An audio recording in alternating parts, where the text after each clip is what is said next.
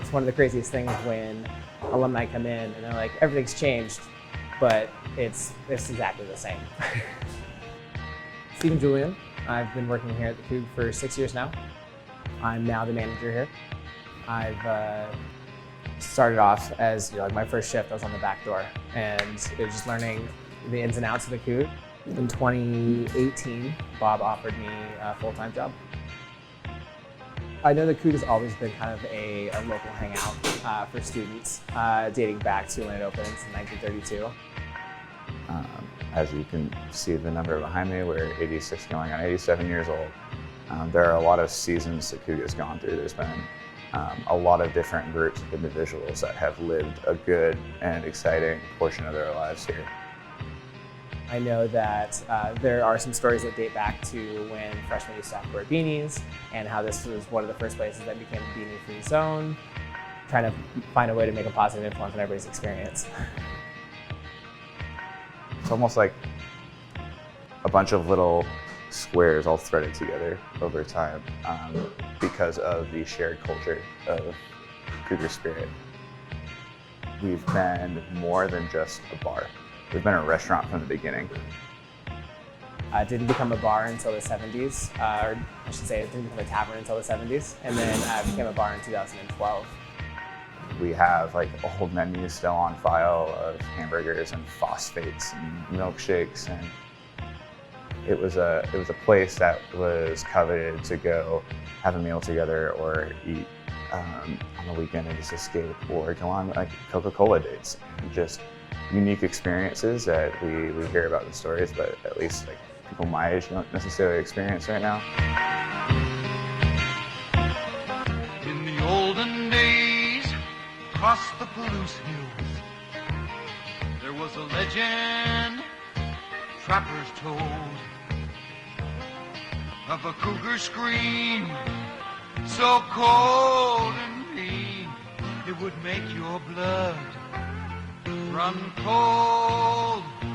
Now that cougar spirit keeps on calling, calling people home. So old Wazoo, old Wazoo, Washington State is calling out to you. Each generation has their experience with the Cougar. What goes on here reflects what's going on campus and what's going on in people's lives at the time, and like the culture of being a college student.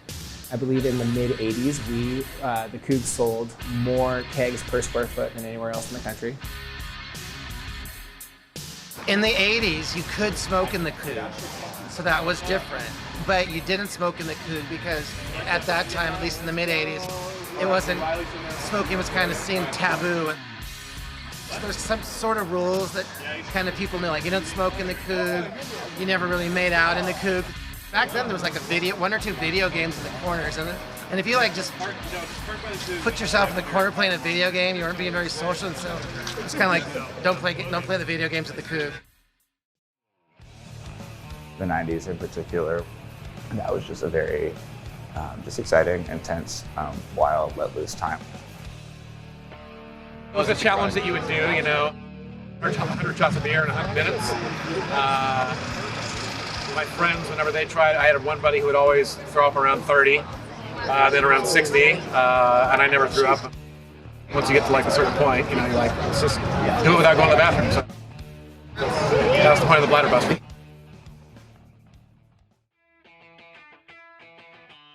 When the current owner, Bob, bought it in 2004, there's just been a lot of slow progressive changes throughout then. The terrace being one of the biggest ones, and then liquor as well.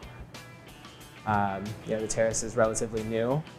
Our curb appeal has changed so much just from this one addition. And being able to hang out on the terrace during the summer is just one of those experiences that we now can add that we weren't able to before, and that nobody else on the hill can add. It's been a long time. 15-year anniversary is this Saturday for that beautiful flag, Old Crimson, that's been traveling around College Game Day. So there's only one place for College Game Day to go. Oregon at Washington State. We will see you in Pullman.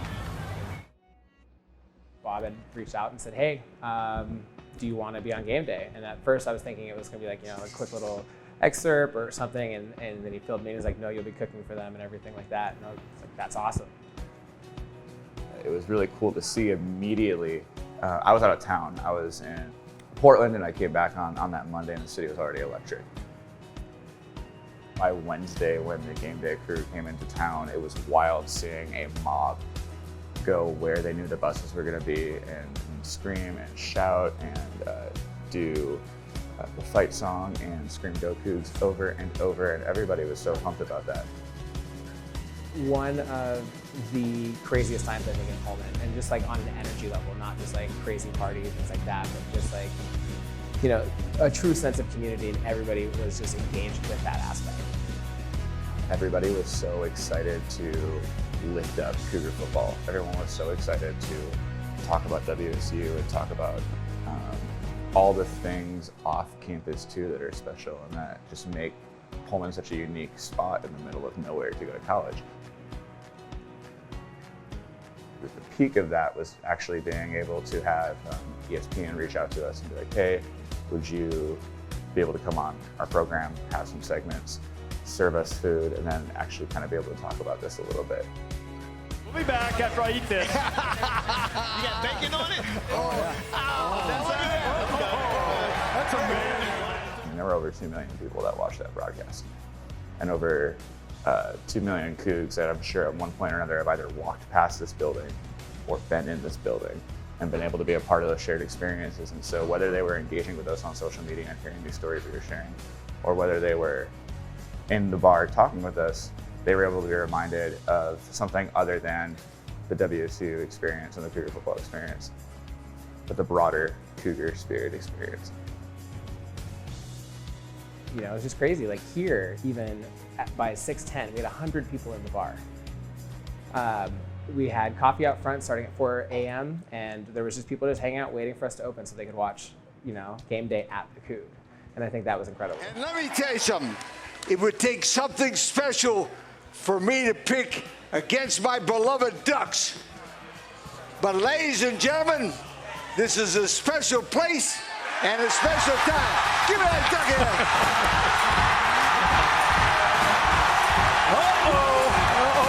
He's not going to throw it, is he? We don't have it on yet. Oh, look, we're wrapping him in the flag. There we go. We're going to wrap him. What a scene!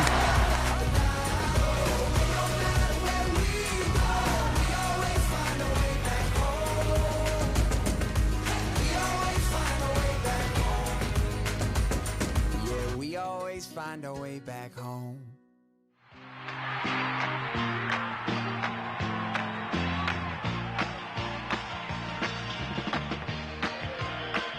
We really build off of that Cougar spirit because we too are Cougs, and we have been for almost as long as the university has been around.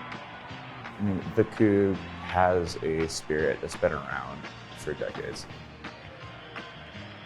Being so close to campus and so central to Greek life and student life, but also just a short distance away from the rest of the regular Pullman community, it has a unique ability to kind of be a staple. It doesn't just give back to the community, it kind of starts with the community. Most of our customers are in walking distance. We have, 5,000 people walk past the Cougar every day. The goal is that we're top of mind and that we are there for every experience that you have at the Cougar. What do I think of WSU? It's an adventure on the Cougar. What else? Even our name in and of itself stands out because our full name is the Cougar Cottage. But we've affectionately been called the Coug, and it's just something that has stuck. Washington State is calling out to you.